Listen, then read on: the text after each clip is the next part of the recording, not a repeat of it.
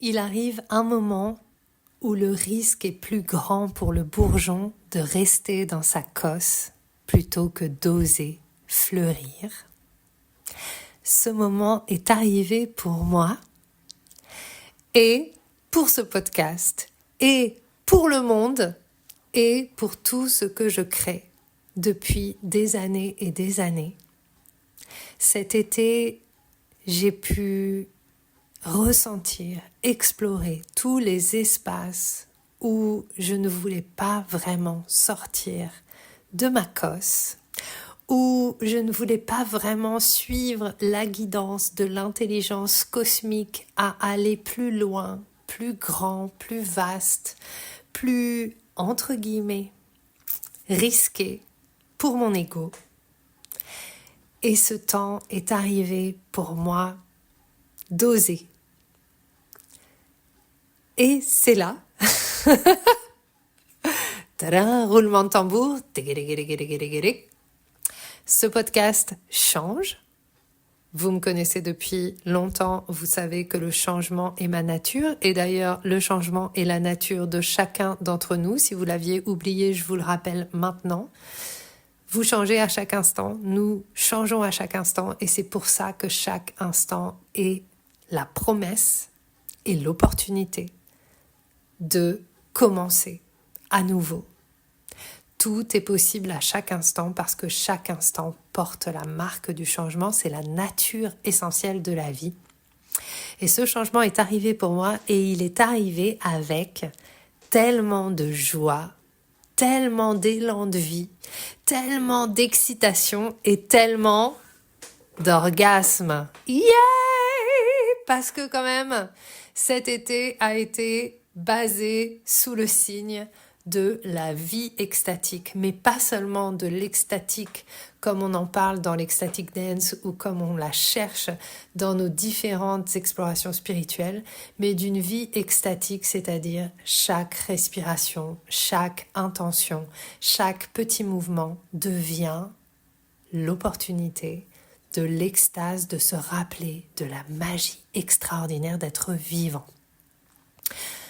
Alors ce podcast change de nom parce que ma marque change de nom. Et d'ailleurs, c'est même pas tant ma marque qui change de nom que pour la première fois, je comprends que ce que je crée, c'est un mouvement et que ce que je crée et qui me fait triper, c'est de créer une marque. Et cette marque s'appelle The Peach and the Honey, pêche pour extase, miel pour money. Parce que, et ça c'est un des tabous que j'ai envoyé valser ou en tout cas que j'ai vraiment réintégré en moi cet été, les choses qui m'intéressent le plus dans la vie, c'est de kiffer grave ma life et de créer de l'argent. Et de mettre de l'argent entre toutes les mains des femmes qui créent elles aussi de la beauté pour le monde. Parce que ce que je crois, c'est que lorsque toutes les femmes pourront jouir de qui elles sont, pourront recevoir le plaisir de leur propre présence, créer des valeurs, le monde changera. Ça, c'est aussi un deuxième tabou que j'ai levé, c'est que toute ma vie, j'ai résisté au fait d'être une femme. J'ai cherché, sans trop m'en rendre compte, à mettre en avant une énergie masculine et à masquer mon féminin. Et aujourd'hui, j'ai décidé d'utiliser mon féminin. Et oui, je le dis consciemment, d'utiliser mon féminin. Mon charme, ma séduction, mon sex appeal, ma danse, mon corps, pour kiffer ma life et pour emmener avec moi les femmes qui ont envie, elles aussi, de kiffer leur life. Si vous avez écouté les épisodes sans filtre de l'été, si vous avez suivi un peu mes aventures de l'été, ça a été vraiment hyper intéressant parce que je me suis confrontée beaucoup à mes ombres et à tous les espaces que je ne voulais pas voir, tous les espaces où je continuais encore à alimenter quelque chose de lourd, quelque chose de frustrant, quelque chose qui créait un mur entre mes véritables désirs et la construction que j'avais de qui je devais être. Et je ne me rendais pas compte, et pourtant ça fait 20 ans que je suis sur ce chemin de travail de déconditionnement, que je suis sur ce chemin chamanique, spirituel, etc. Et je ne me rendais pas compte que j'avais perdu, en entrant dans le monde spirituel, j'avais recalqué quelque chose qui avait masqué une autre énergie que j'ai perdue en chemin, qui était mon énergie de feu et qui avait été masquée par, à travers ma spiritualité, devenir une bonne personne. Et c'est très intéressant parce que la provocation, quand j'étais plus jeune, m'a beaucoup soutenue dans ma vie, en fait. Provoquer, incarner la provocation sur scène ont été des moments, ça a été des moments, tous les concerts que j'ai faits, toutes les shows, tous les groupes que j'ai montés ont été des opportunités pour moi d'exprimer mes ombres, d'exprimer ma violence intérieure, d'exprimer ça et de le transformer à travers ma création en quelque chose qui me porte. Et puis quand je suis entrée dans la spiritualité, et bien sûr la spiritualité m'a aidée et m'aide toujours, et la spiritualité fait partie de nous, c'est une dimension de l'être humain, ce n'est pas quelque chose qu'on va chercher à l'extérieur. Mais quand je suis entrée dans le monde spirituel, j'étais tellement persuadée que ça n'allait pas chez moi et que j'avais un problème que j'ai cherché dans la spiritualité quelque chose d'extérieur à moi et j'ai cherché à correspondre à l'idée que je me faisais de qui je devais être au lieu d'avoir la capacité d'embrasser qui j'étais vraiment. C'est-à-dire accepter mes tabous, accepter mes ombres, c'est même pas tant accepter en fait, mais plutôt reconnaître que finalement tout ce qui me fait c'est ok. C'est ok. Mes ombres sont ok, mes déviances sont ok.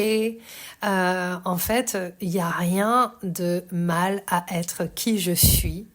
Et d'ailleurs, le mal et le bien existent-ils vraiment ? Rappelez-vous toujours de cette phrase, l'enfer est pavé de bonnes intentions. Et parfois, en ayant tellement de bonnes intentions pour être de bonnes personnes, eh bien, nous faisons de notre vie un enfer. Et c'est vraiment cette sensation que j'ai depuis quelques semaines, c'est d'être sortie d'un cycle infernal. Le cycle infernal du jugement, le cycle infernal de la domestication de mon être et de la fermeture de mon cœur. Parce que on ne peut pas aimer tant qu'on ne peut pas s'aimer. Et s'aimer, c'est s'accueillir avec tout ce qu'on n'aime pas, tout ce qu'on voudrait qu'il soit pas là. Et c'est bien ça le travail du shadow work, et c'est bien ça le travail des tabous. Et cet été, j'ai tellement ouvert la porte à ce qui m'a toujours animée sans que je sois vraiment capable de le reconnaître. Et rappelez-vous, au début de l'été, j'ai proposé un mini-programme, un petit programme. D'ailleurs, il n'y a pas eu beaucoup d'inscriptions. On a fait 4 breathwork. Le programme et l'intention du programme, c'était Summer of Healing. Et la puissance de guérison que j'ai vécue à travers ce programme est un truc de ouf. C'est d'une puissance sans nom. Et j'ai envie de revenir aussi à ce qui a déclenché tout ce parcours. C'est tout simplement le breathwork, la respiration. Au début de l'année, j'ai contacté à quel point il y avait des filtres entre moi et la vie. Comme si, en fait, j'avais mis entre moi et la vie tout un tas d'intermédiaires. Des, entre guillemets, faux prêtres, des personnes en posture d'autorité, des gens qui, entre guillemets, savent mieux que moi, ou en tout cas, je donnais mon pouvoir à des intermédiaires qui me séparaient finalement de la vie. Et en début d'année, j'ai décidé d'abolir l'intermédiaire et que ça se passe entre moi et Dieu / God / la source. Et c'est comme ça que la respiration est revenue. Je ne pensais pas que la manifestation de ma demande viendrait à travers le breathwork. Mais force est de constater que lorsqu'on respire, on abolit toutes les séparations entre nous et la vie. C'est la médecine directe de la vie.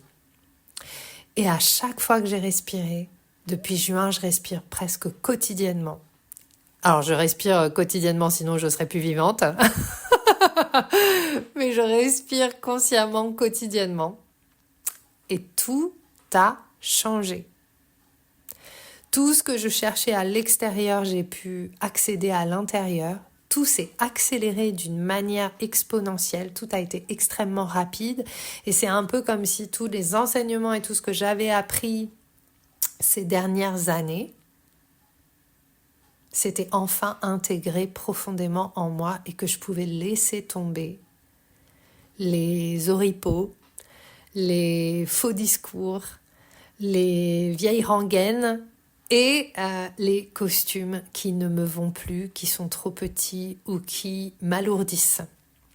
Et je parle notamment de cette posture un peu spirituelle et de la lourdeur qu'il peut y avoir et du truc qui se répète encore et encore dans le monde spirituel, en tout cas tel que j'ai pu le vivre à certains moments. Donc cet été, j'ai été unleashed.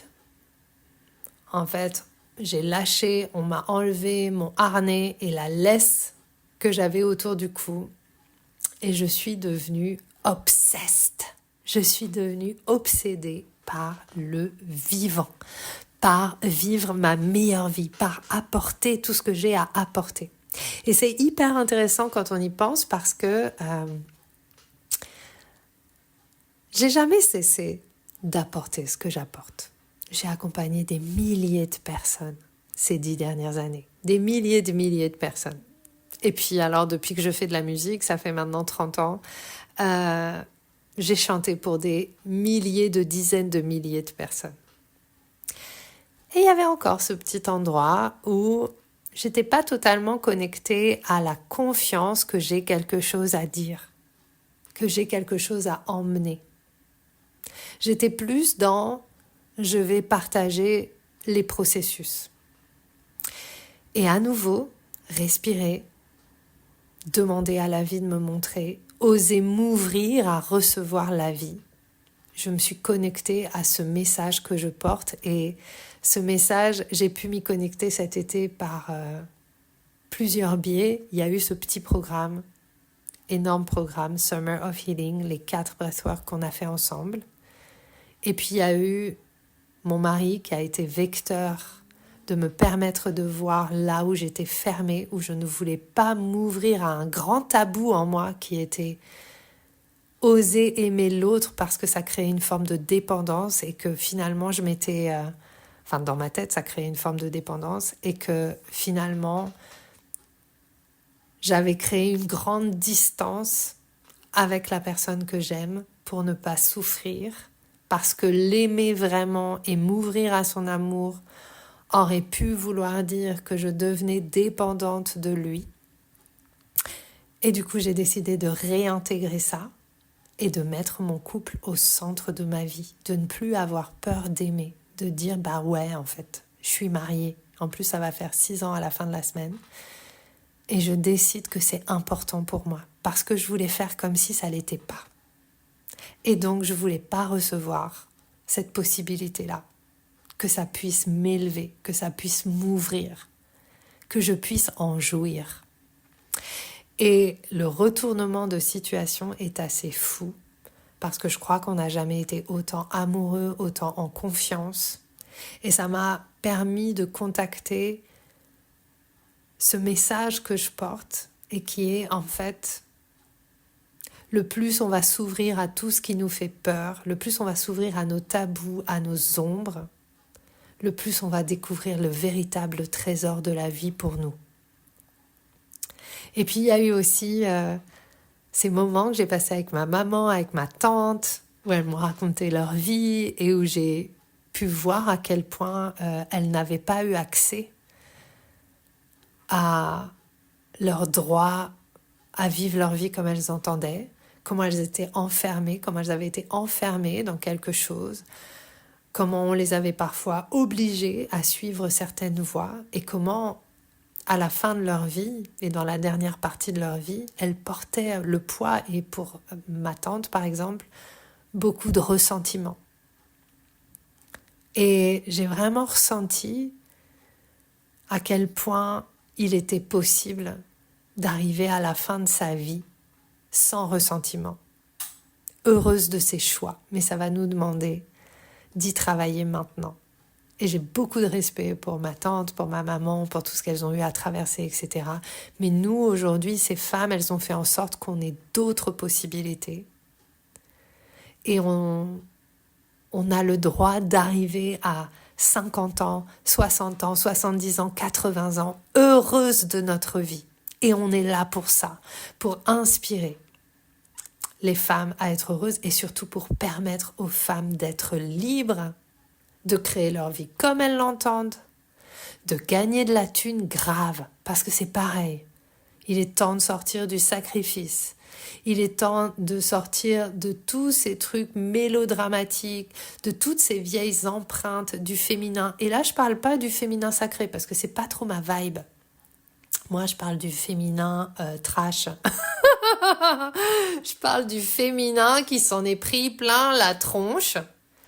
Et c'est pas forcément en se jetant des roses dessus et en prenant des bains, même si oui, ça fait partie du processus et oui, bien sûr qu'on aime la beauté, on aime être accueilli dans notre beauté, etc. Mais c'est aussi en allant voir toutes les déviances que ces empreintes ont créées en nous.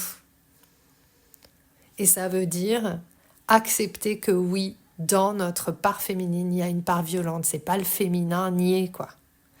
Et il y a des parts qui ont envie de brûler la scène. Il y a des parts qui ont envie de s'habiller en cuir, qui ont envie d'avoir des fouets dans la main. Et en fait, qui ont envie de montrer leur corps. Un tabou que j'ai boosté cet été, c'est le tabou du corps. Il ne faut pas utiliser son corps. Ah bon ? Mais en fait, la vie m'a donné un super beau corps, j'ai envie de l'utiliser. La vie m'a fait belle, et je pense qu'on est toutes belles. En fait, la vie, c'est beau. Et j'ai envie d'honorer la vie qui m'a faite en montrant ma beauté, en utilisant mon corps, en utilisant mon image. Gros tabou qui a été boosté hors du territoire des ombres. Et voilà. Et cet été, tout ce que j'ai créé cet été, tous les programmes que j'avais mis en place, parce qu'il y en avait pas mal, m'ont soutenue dans cette voie jusqu'à ce que je parte à Londres. Donc je vous ai raconté ça dans un épisode un petit peu avant. Et à Londres me sont venus justement les deux symboles de la pêche et du miel dans une petite méditation qu'on a faite. Et en fait, j'ai eu une vision énorme qui m'a excitée. C'était pas une vision où, comme d'habitude, je me projette avec le passé dans ce que j'aimerais faire. C'est une vision qui m'est tombée dessus en me disant « Ah ouais, mais je pourrais faire ça, mais je pourrais vivre ça !» Des choses auxquelles je n'avais jamais pensé. Et là, ça a ouvert mon champ d'exploration. Et j'ai créé The Orgasmic Experiment, dans lequel aujourd'hui nous sommes 130 femmes inscrites. C'est énorme. C'est la première fois que je crée un programme où il y a vraiment, je sens cette énergie d'alignement, de justesse. Je sens aussi comment j'ai transformé ma relation à ce que je crée, comment cette expérience a sa propre vie, que moi j'anime l'expérience mais je suis au service de l'expérience, et comment chacune des personnes qui sont dans l'espace sont là pour recevoir ce qu'elles vont se donner à recevoir. Et c'est la première fois que je peux ouvrir ma capacité à contenir sans que ça m'épuise. C'est-à-dire que je suis pas dans l'over-delivering, donc ça c'est aussi quelque chose que je travaille beaucoup et que j'ai beaucoup exploré cet été, c'est comment en fait je me suis beaucoup sacrifiée pour ne pas perdre mes clientes, comment j'ai sacrifié certains tarifs, comment j'ai surdonné par peur de perdre ce que j'avais créé avant, comment je voulais pas changer d'identité. Et j'ai compris et j'ai pu vraiment descendre dans ce que ça voulait dire changer d'identité. Et ça, c'est assez extraordinaire parce que j'en ai fait un pilier et j'ai même écrit ma méthode. En fait, j'ai tellement de gratitude de tout ce qui s'est passé cet été. J'ai eu une clarification. Et encore une fois, je reviens, c'est très simple, ça commence avec respiration. Quand on respire, on clarifie. Quand on respire, on peut mettre en mouvement la vie et du coup, quand je parle de méthode, je ne parle pas des outils, d'accord? Les outils, c'est le breathwork, la danse, les rituels, ça c'est des outils, c'est des process qu'on va mettre en œuvre. Mais la méthode, c'est autre chose, c'est la suite, en fait, les piliers qui vont faire que la transformation va arriver. Et dans ces piliers, pour moi, il y a vraiment l'identité. Et c'est aussi pour ça que je change d'identité autant de fois que j'ai besoin pour faire évoluer ma vibration, ma fréquence, parce qu'il y a des identités qui appartiennent au passé, comme par exemple la danse thérapeute ou la DJ d'Ecstatic Dance. Pour moi, c'est des identités qui vibrent au passé aujourd'hui. Ce n'est plus comme ça que je m'identifie.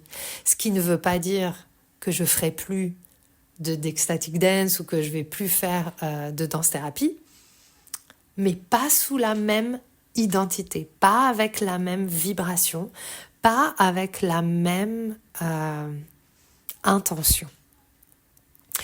Et ça, c'est énorme. Parce que c'est le premier pilier de ce que je crée. Dans les autres piliers, il y a évidemment s'autoriser à plonger dans ses ombres pour en voir les trésors, pour les réintégrer. Tout l'aspect du shadow work. Donc s'autoriser aussi à ressentir les choses, ouvrir l'espace des ressentis dans son corps. Et ça, c'est le breathwork et la danse. Et puis le dernier pilier pour moi, c'est la communauté, s'autoriser à être vu, reconnu, entendu dans une communauté. Voilà, donc ça c'est ce que j'avais envie de vous partager par rapport à tout ce qui s'est passé et donc c'est ça qui a donné lieu à la naissance de The Peach and the Honey, dans lequel je me sens tellement à ma place parce que pour la première fois, j'ose être dans mon corps, j'ose montrer mon image, mais pas d'une manière pour être vue, pas pour être validée, mais simplement parce que ça me fait kiffer. Et c'est comme si toutes les choses que j'avais aimées, qui m'ont animée depuis toujours, que ce soit la musique, l'image, la vibe disco, la vibe vintage, les vêtements que j'aime, le fait que je sois un peu une fashion victime, tout ça vient nourrir cette marque. Et donc visuellement, ça crée déjà des effets ricochets. Au niveau de l'énergie, ça crée aussi déjà des effets ricochets et je le sens aussi au niveau magnétisme. Et puis il y a une chose qui a vraiment changé pour moi cet été, c'est que je suis passée de l'accompagnante à l'entrepreneur. Et j'ai vraiment mis l'intention qu'au 31 décembre 2025, j'ai totalement intégré l'entrepreneur extraordinaire.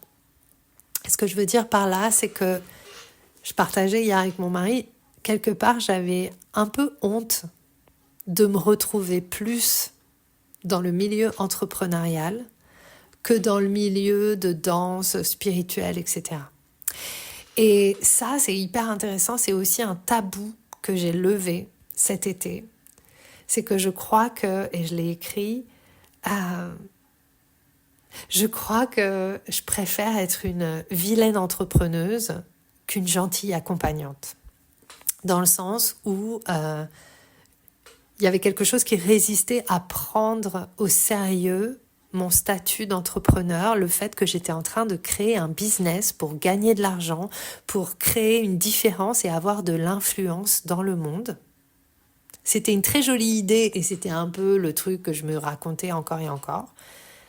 Mais ça voulait dire pour moi quitter le côté bien pensant de l'accompagnante qu'il faut pas qu'elle en veuille trop, mais avec l'accompagnement on peut pas gagner d'argent, on peut pas et ce truc un peu sacrificiel du sauveur.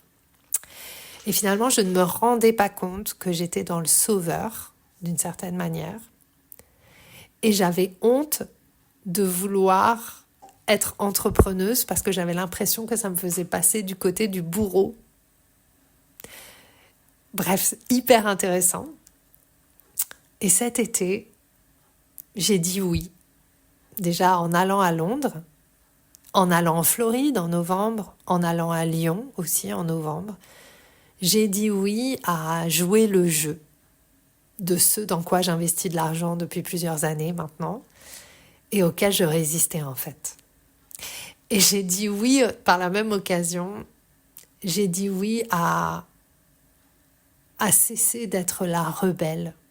Et j'ai dit oui à faire confiance à mes mentors. Parce que quand je regarde un peu ce que j'ai vécu ces dernières années, je me suis trop rebellée. Mon ego était trop fort et j'ai pas été en capacité d'accueillir pleinement le chemin que mes mentors me montraient, les conseils, et je pensais que je savais mieux. Et aujourd'hui, j'ai pris conscience, et surtout cet été, qu'en fait, je ne sais pas. Et au lieu de prendre ce « je ne sais pas » comme quelque chose qui n'est pas bien, parce que je devrais savoir, j'ai décidé de prendre ça comme quelque chose de merveilleux. Je ne sais pas, et ben c'est génial, parce que tout est possible. Et comme je ne sais pas, eh bien j'ai décidé de suivre des personnes qui savent et qui me guident sur ce chemin.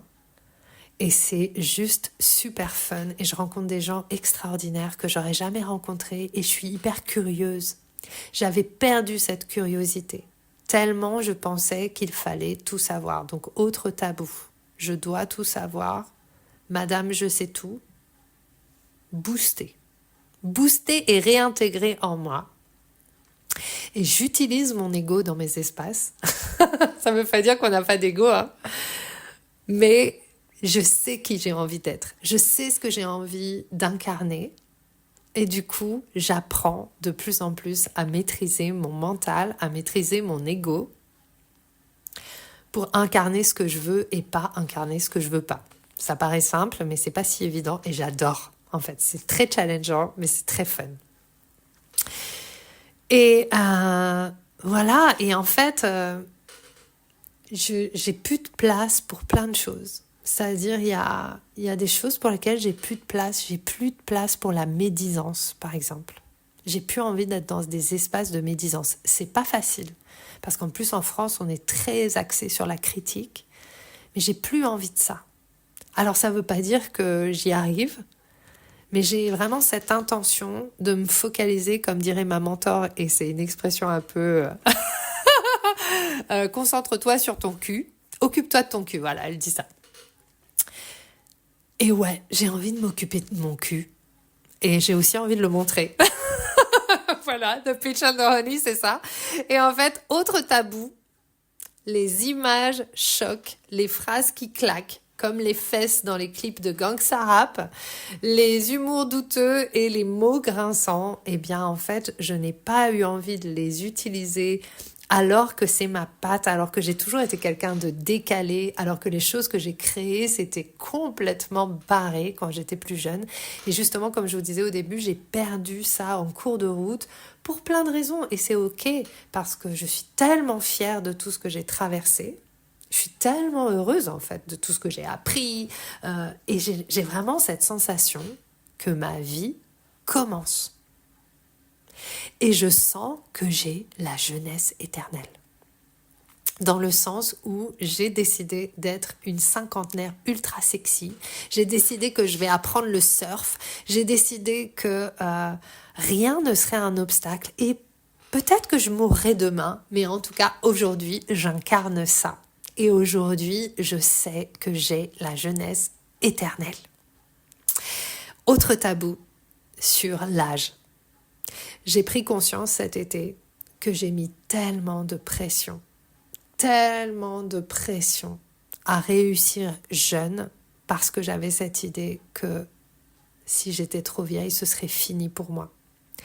Et ça fait partie aussi des piliers de The Peach and the Honey. C'est que je suis aussi là au service des femmes mûres. C'est pas parce qu'on est maman, c'est pas parce qu'on a plus de 40 ans, c'est pas parce que je sais pas quoi, qu'on ne peut pas être ultra sexy, vivre une vie orgasmique et avoir la deuxième partie de notre vie où on crée la surprise, l'extraordinaire, les millions et le succès. No way que si on a passé 40 ans, c'est fini. Même si vous ne savez pas encore ce que vous voulez faire, même si vous ne connaissez pas encore la teneur, ce n'est pas grave. Vous pouvez le comprendre même à 50 ans, 55 ans, 60 ans. Il y a des tas et des tas d'histoires que je peux vous raconter. Je ne vais peut-être pas les raconter toutes aujourd'hui, mais il y a des tas de femmes, de personnes qui ont réussi leur vie, ou en tout cas qui ont créé l'extraordinaire dans la deuxième partie de leur vie. Et spécialement, évidemment, si vous êtes Capricorne. Mais Capricorne, je vous aime tellement. Vous êtes là pour le long terme. Et donc, j'ai aussi envie de porter ça, de transformer cette vision de l'agisme. L'agisme. Stop. On peut être qui on veut, quand on veut, à n'importe quel moment de notre vie et surtout kiffer qui on est. S'habiller comme on a envie. Sortir de ça, justement, pour toutes nos mères qui n'ont peut-être pas eu l'espace de se donner la vie qu'elles avaient envie de vivre. Donc voilà, autre tabou. Donc ça a été vraiment l'été de voir tous les tabous. Alors pas tous, il y en a encore plein. Mais voilà, et puis un autre tabou que j'ai identifié cet été, c'est le tabou du winner. C'est-à-dire que je me suis quand même trimballée dans ma vie en me racontant que j'étais une ratée. Tout le temps, encore et encore. Voilà, ça n'a pas marché comme je veux, c'est parce que je suis une ratée. J'ai l'empreinte de la ratée. Pour moi, ça ne pourra pas marcher. Avec ce truc de l'ego, pour moi, spécialement moi, ça ne marchera pas de toute façon. Et en fait, j'avais ce truc de loser, encore et encore. Parce que, non pas parce que c'était une fatalité, mais parce que j'avais peur de gagner. J'avais peur de gagner parce que j'avais aussi peur de perdre. Et ça, c'est vraiment un gros paradoxe. Donc, je préférais perdre direct, comme ça, je gagne pas pour perdre derrière. Donc, j'ai décidé d'être une winner. Et j'ai décidé de célébrer beaucoup plus mes petites victoires, mes grandes victoires, mes failures, mes échecs. J'ai aussi échoué plein de trucs cet été. Il y a aussi des trucs qui m'énervent. Tout n'est pas rose à chaque instant. Mais j'ai décidé que chaque chose qui venait à moi était un cadeau. Et j'ai décidé que l'intelligence cosmique savait toujours ce qu'elle savait. Et j'ai décidé de m'ouvrir à la vie et de dire oui à ce qui venait à moi. Et c'est, so far, c'est extraordinaire. De la même manière, j'ai décidé que c'était OK, que je parle à moitié en français, à moitié en anglais. C'est comme ça que je suis. Je pense en anglais dans ma tête, j'ai toujours parlé anglais, c'est ma seconde langue, c'est plus que ma seconde langue. Et du coup, j'ai plus envie de me laisser arrêter par « Oui, mais je suis en France, il faut que je parle en français. » Ben non, je parle en anglais et en français en même temps. Et vous voyez comment, en tout cas j'espère que vous ressentez, comment tout ça, ça a repoussé mes limites. Ça a repoussé plein de choses, ça a cassé plein d'espace, cette cosse de mon bourgeon qui était dure et qui m'empêchait de m'épanouir, qui m'empêchait de fleurir vraiment. Donc voilà, ce que j'avais envie de vous partager, il y a plein de choses, mais en tout cas, hooray! The peach and the honey, les orgasmes et la thune. J'adore cette phrase. En fait, c'est une phrase que je n'aurais jamais utilisée. La thune, ce n'est pas un mot qui fait partie de mon vocabulaire.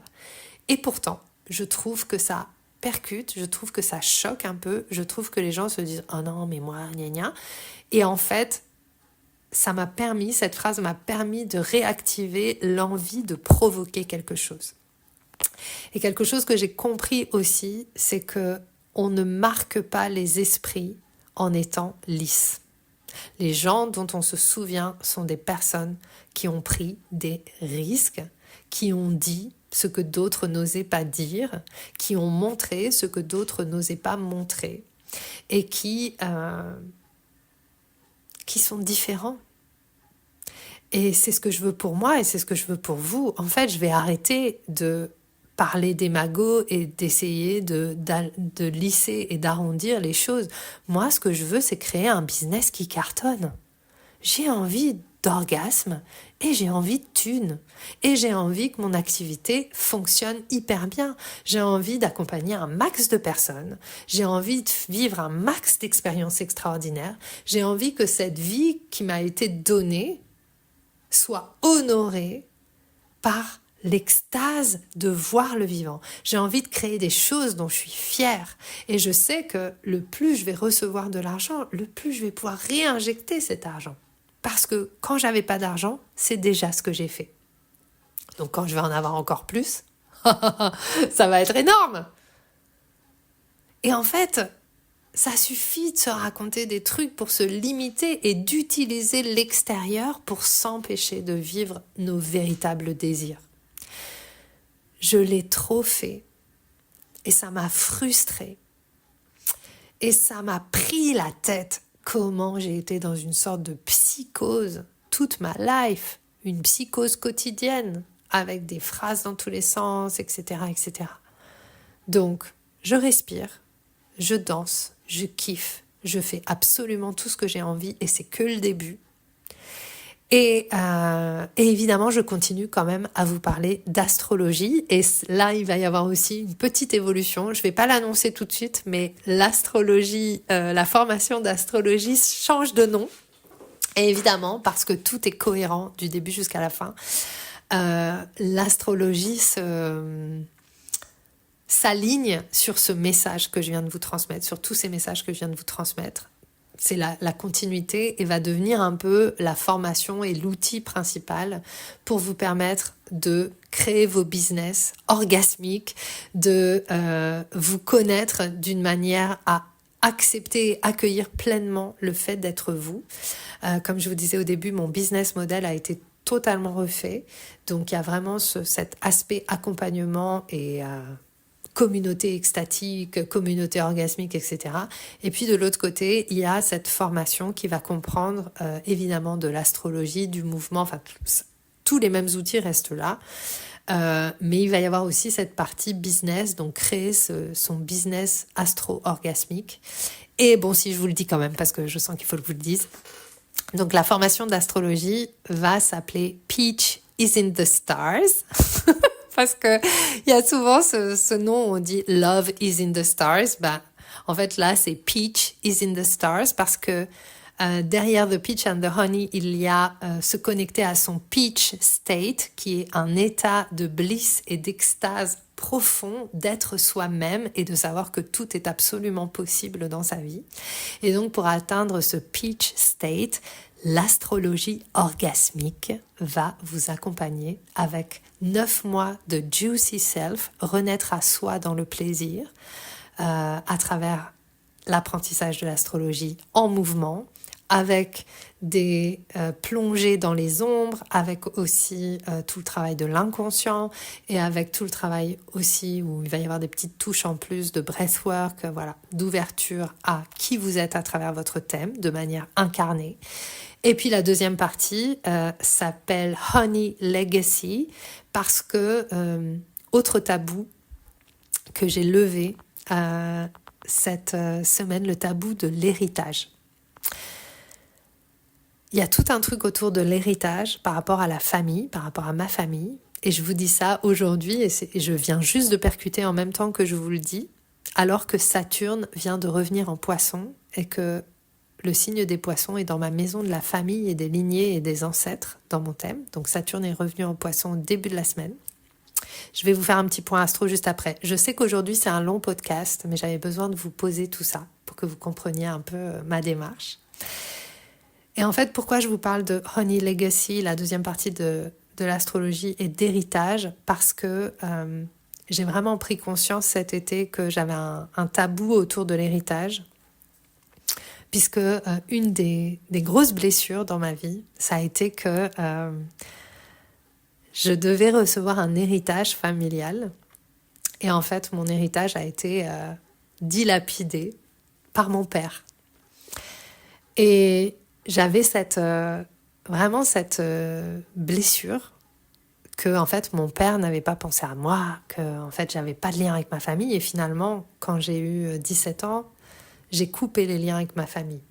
Je vois très rarement ma famille. Et cet été, j'ai pu aussi renouer des liens avec ma famille un peu plus profondément, parce que j'ai passé des moments super, j'ai vécu un repas familial qui était vraiment très chouette et tout. Mais ce truc d'héritage, pour moi, c'était compliqué et du coup, je ne voulais pas considérer ce que je créais comme un héritage possible. Et d'ailleurs, j'ai pas d'enfant. Et en fait, eh bien cet été, ça s'est levé et ça s'est réparé. Et puis le travail par rapport à mon histoire personnelle continue.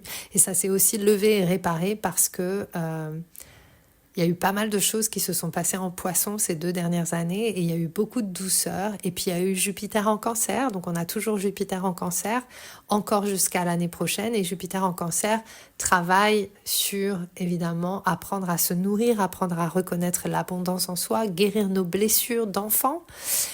Et également, pour moi, c'est la maison 8, qui est la maison de tous les tabous, de tout ce qui a été... en fait, la maison 8, c'est aussi la maison des héritages. C'est énorme. C'est la maison des héritages, de l'argent des autres, des mécènes, de l'argent partagé, etc. Donc, il y a une grosse guérison qui est en train de se faire là, en plus de Saturne qui revient dans le Poisson. Et pour moi, en maison 4, la maison de la famille, du foyer, des lignées, des ancêtres, etc.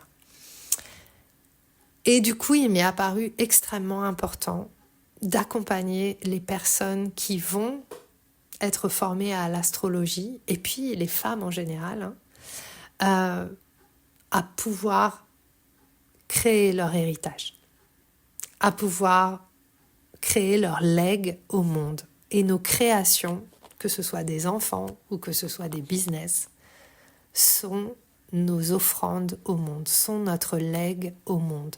C'est ce qui restera après nous. En tout cas, moi, aujourd'hui, j'ai envie de créer quelque chose qui reste après moi. Non pas pour dire j'étais là et planter mon drapeau sur la terre, mais parce qu'en fait, ce que je suis en train de créer, c'est animé d'un amour très profond pour la vie. Et j'ai envie que la vie dure après moi, même si moi, je suis plus là. J'ai envie que ça crée des emplois. J'ai envie que ça crée des astrologues en mouvement et orgasmiques qui puissent léguer des choses à leurs enfants. Donc ça, c'est important pour moi. Et du coup, cette deuxième partie de la formation d'astrologie s'appelle Honey Legacy. Et on va travailler vraiment sur les ombres. Et on va travailler à partir des astéroïdes du féminin, les ombres de l'accompagnant, de la posture d'accompagnant, et surtout comment les ombres autour de l'argent, etc., par rapport à l'astrologie. Et puis, la posture dans le business, comment est-ce qu'on crée un business, comment on crée des offres, comment on crée les choses depuis... parfois le départ et parfois comment on infuse l'astrologie dans un business qui existe déjà. Donc voilà. Voilà par rapport à cette formation d'astrologie, je suis hyper excitée. En fait, j'ai jamais été aussi excitée de toute ma vie par ce que je crée. Peut-être si avant, quand on a créé, parce qu'on était 2, Ruby Brune, le groupe qui a super bien marché, avec lequel on a été Paris Jeunes Talents, avec lequel on a fait pas mal de tournées. Mais c'était plus facile de se réjouir parce qu'on était 2 et on s'engrainait dans cette réjouissance. Et là, pour la première fois, je suis excitée avec moi-même. J'ai pas besoin de quelqu'un qui s'excite avec moi. Je suis excitée moi-même. Et ça m'a mis beaucoup de temps de retrouver ça, de pouvoir être dans cet état d'excitation avec moi-même, seule, avec la vie en fait. Donc voilà, c'est un très long podcast, mais j'ai envie de continuer quand même, parce que j'ai envie de vous dire quand même un petit bulletin, de vous faire un mini bulletin sur ce qui se passe là. Donc, on entre dans une de mes saisons astro préférées. Donc déjà, Saturne, qui était rétrograde, enfin il est toujours rétrograde, revient en Poisson. Donc si vous avez suivi les aventures de Saturne, il était en Bélier depuis mars et il revient en Poisson pour clore un cycle qui a été ouvert en mars 2023. Donc jusqu'à février-mars 2026. Non, oui, si c'est ça. Excusez-moi, je regarde mes notes parce que je suis toujours un peu paumée dans mes dates. Mais voilà, jusqu'à début 2026, Saturne reste en Poisson pour clore les dossiers qui ont été ouverts en 2023, mars 2023, par rapport à là où se trouvent les poissons dans votre thème. Donc si vous avez les poissons dans une maison et que vous savez où se trouvent les poissons dans votre thème, eh bien ça va vous donner une indication sur quel est le thème de votre vie, la dimension de votre vie sur laquelle ça va plus particulièrement travailler. Du coup, c'est vraiment la boucle, parce que Saturne en Poisson, il est vraiment soft. Saturne, c'est la planète qui va mettre de la structure, etc. Et ça va achever de mettre une structure, mais d'une manière beaucoup plus adoucie. Parce que le Bélier, c'est un peu dur. Le Bélier, on est sur le feu. Poisson, on est vraiment sur une forme de transcendance, sur de l'eau. Donc, ça va mettre un petit peu d'eau dans l'austérité de Saturne.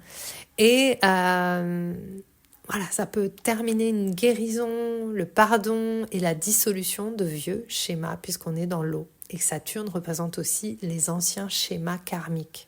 Ok. Donc par exemple, cet exemple que je vous ai donné par rapport aux héritages, par rapport à la famille, je sens en fait en moi tellement cette guérison par rapport à créer un foyer, avoir une famille, prendre soin de mes lignées, prendre soin de mon héritage. Enfin voilà, grosse guérison. Ok. Donc c'est un peu comme si vous reveniez à la maison et Saturne va vous aider à créer un espace de sécurité, de beauté et d'élévation mutuelle. La question que vous pouvez vous poser, c'est qu'est-ce qui doit être pardonné, adouci ou dissous pour que vous soyez libre d'avancer? Puisqu'ensuite, Saturne va revenir en Bélier et on repart dans cette avancée. J'avance vers quelque chose. Je commence un nouveau cycle. Donc ça, voilà pour Saturne. Et Saturne est revenu en Poisson le 1er septembre.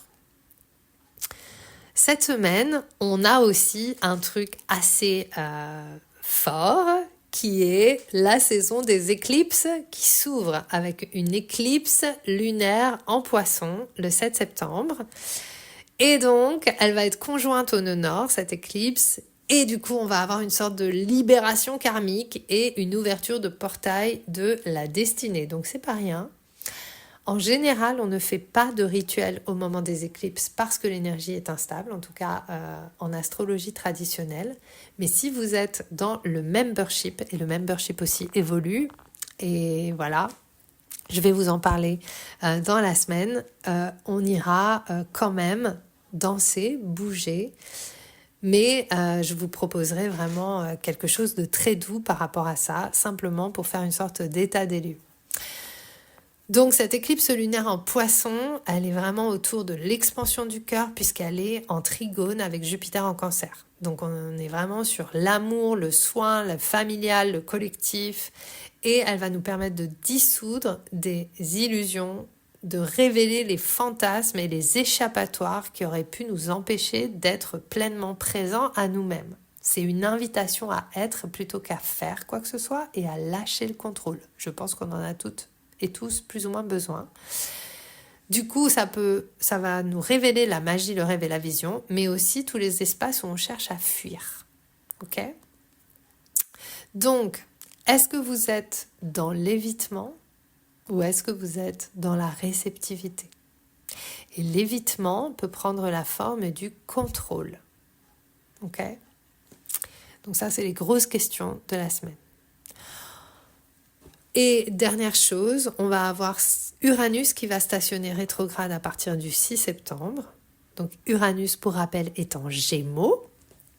Donc il vient un petit peu changer la donne de là où se trouve le Gémeaux dans votre thème. Et en stationnant rétrograde, du coup, il va avoir un impact peut-être un peu plus intérieur, c'est-à-dire que la révolution va peut-être, ça coïncide aussi à la saison des éclipses, la révolution va descendre en fait. Imaginez Uranus.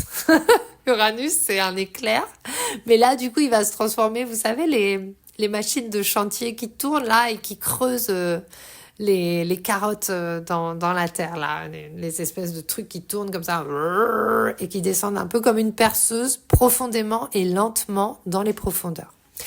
Donc, vous allez revisiter tout ce qui est de l'ordre de la rébellion et vos désirs de rupture. Vous allez peut-être avoir un nouveau regard sur la liberté et la manière dont vous voulez incarner votre différence. Et je trouve ça génial parce que c'est exactement ce qu'on est en train d'explorer dans The Orgasmic Experiment. Quels sont tous les endroits où finalement on dompte notre différence et où on empêche les petits twists, les petites choses qu'on juge comme étant à côté de la plaque. Et comment en fait ces choses qu'on juge comme étant à côté de la plaque en fait font notre identité. Donc ça, hyper intéressant et j'adore ça. J'adore cette thématique-là. Donc Uranus rétrograde peut aussi créer un sentiment d'instabilité, mais beaucoup de créativité. Donc j'ai l'impression de vous dire ça à chaque podcast, mais prenez le temps de ralentir. Ce n'est pas parce que le monde va vite que vous êtes obligé d'aller aussi vite que le monde. Prenez le temps d'écouter. Prenez le temps de vous connecter à vous. C'est vraiment votre... j'ai envie de dire, c'est pour nous tous, en ces temps de rentrée, notre objectif premier, c'est de nous connecter à nous-mêmes et à notre corps chaque matin. Chaque jour, quand on se lève, c'est comment je me connecte à ce qui est vrai, ici, maintenant, en moi. Et est-ce que je vous avais écrit des questions pour ça? Non, pas de questions. Donc, pour résumer, cette petite transmission astro et aussi cette grande transmission dans ce podcast. Et c'est aussi pour ça que je vous ai beaucoup parlé de tout ce que je vis en ce moment parce que c'est profondément lié à l'astrologie. Vos tabous, et donc la saison des éclipses, c'est la saison des tabous. Vos tabous sont vos clés d'expansion. C'est-à-dire que l'éclipse va vous permettre de regarder en face ce que vous vous cachez à vous-même, ce que vous n'osez pas, et d'intégrer ça comme une puissance créatrice. Vos ombres sont des espaces de vérité. La saison des éclipses, c'est la saison des ombres, et nos ombres ne sont pas là pour qu'on se perde, mais elles se révèlent pour qu'on puisse les réintégrer joyeusement et consciemment. Et en fait, ça aussi, c'est un tabou dans le tabou à lever. Les ombres ne sont pas nos ennemis. Les ombres sont à aimer profondément. Et si on aimait les ombres du monde, comme dit souvent Don Oscar, mon enseignant, en fait, si on aimait les ombres du monde, le monde serait beaucoup plus lumineux.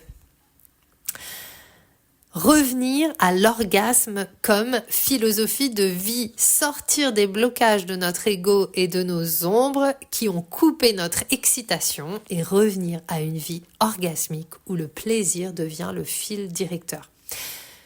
Pour les personnes qui ont des business ou qui sont accompagnantes, c'est déjà suffisamment compliqué comme ça de mettre en œuvre. Donc si en plus c'est pour se faire chier à faire quelque chose qui ne nous correspond pas, ou à être quelqu'un qu'on n'a pas envie d'être, ça ne sert à rien. C'est une phrase que j'ai écrite hier. Je préfère déranger en kiffant que me faire chier en restant dans la norme. Donc autorisez-vous à vraiment être seul sur votre chemin. Oui, parfois c'est dur et parfois c'est compliqué. Mais ça vaut tellement la peine. Vous allez tellement vivre des choses beaucoup plus fun, beaucoup plus excitantes, que d'essayer de suivre de suivre ce qui nous rapetisse en fait. Ça suffit de se faire petite. C'est un post que j'ai écrit il n'y a pas longtemps. On n'est pas des bonsaïs. On n'est pas fait pour se couper les feuilles à chaque fois qu'on grandit. Non, on va dans l'expansion. Et puis vous allez pouvoir revenir donc cette semaine dans le champ des possibles avec Saturne en Poisson, plus l'éclipse en Poisson, qui vont ouvrir un espace de réceptivité où vous allez pouvoir accueillir à nouveau la magie, l'amour, la connexion, le luxe, la beauté. Le luxe, moi qui ai eu beaucoup de résistance sur le luxe, en fait, autre tabou. J'ai plein de tabous qui ont sauté cet été, les verrous, pouf. Mais moi j'adore le luxe. Je vis dans un appartement luxueux avec un jardin à Paris. C'est pas très grand, mais alors qu'est-ce que c'est luxueux au but de Chaumont. Mais j'adore. Mais ça change tout. Ça change tout. C'est autre chose que de vivre avec des cassos à Château-Landon où j'étais avant. C'était super, hein, j'avais ma maison, était super et tout ça. Mais malgré tout, le fin fond de la campagne avec pas de culture, quoi. Ben ça change tout. Voilà, c'est dit. Et puis, invitation à se laisser traverser cette semaine, plutôt que de contrôler ou de forcer, c'est d'entrer dans le flow et de sentir que la vie agit à travers nous. Donc c'est aussi vraiment cette révolution de l'intelligence cosmique. La vie est beaucoup plus intelligente que nous. Pourquoi couper les miracles avec notre ego qui ne voit pas plus loin que le bas de sa porte ? La vie est illimitée. Faisons confiance à l'illimité plutôt que de faire confiance aux limités de notre ego. Simple, efficace, limpide. Voilà. Voilà ce que j'avais envie de vous partager cette semaine. C'était long. Merci si vous avez écouté jusqu'à la fin. The Orgasmic Experiment bat son plein. Je vous invite à rejoindre cet espace si ce n'est pas déjà le cas. C'est 33 € pour 33 jours. Jusqu'à vendredi. Vendredi, on va avoir un breathwork orgasmique. Et après cette session, le tarif va passer à 333 €. C'est aussi dans cet espace que je vais vous présenter toutes les nouvelles choses qui arrivent avec des tarifs ultra préférentiels, des tarifs de fondation, des tarifs fondatrices. Donc vraiment... si vous vous sentez appelé par tout ce que je vous ai transmis et si vous sentez que c'est le moment pour vous de passer à autre chose, à un autre niveau et de vivre vraiment la vie que vous avez envie de vivre, j'ai testé pour vous et on va aller loin ensemble et on va surtout créer un monde extraordinaire dont on est fier pour nous et pour les autres. Et voilà. Donc venez rejoindre cet espace et... partagez ce podcast si ça vous a parlé, invitez des personnes. Dans The Orgasmic Experiment, il y a des cadeaux à gagner, il y a des choses à vivre, etc. C'est vraiment cool. J'espère vous y retrouver. Et sinon, on se retrouve sur Instagram, sachant que j'ai changé donc le nom sur Instagram. Je suis venue à @IL_Waterhouse parce que, maintenant, je peux changer de mouvement, de vibe, de marque, etc. Je serai, en tout cas pour un temps encore, IL Waterhouse. Donc c'est là que vous pouvez me retrouver. Et puis voilà. Je vous souhaite plein de belles choses. Je vous embrasse très fort et je vous dis à très vite pour un nouvel épisode de The Peach and the Honey podcast.